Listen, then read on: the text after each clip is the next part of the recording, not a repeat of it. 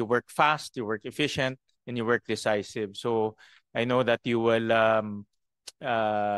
be able to clean up and reform the Department of Public Works and Highways. It's a big challenge, alam ko.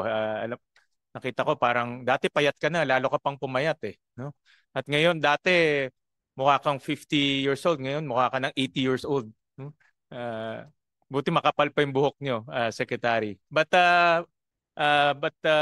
we're here to listen to your budget presentation.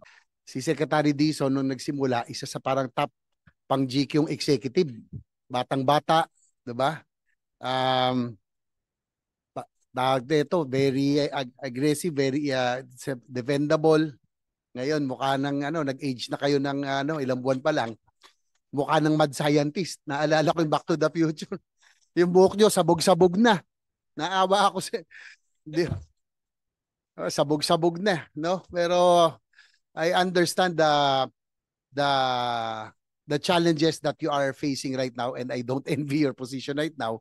Although I honestly miss you, no, doon sa DOTR, kasi talagang we had our plans. Nag-ready na nga tayo for our yung ating pong mga ipaprioritize sa mga railway, mga airports, yung pong mga ating mga advokasya.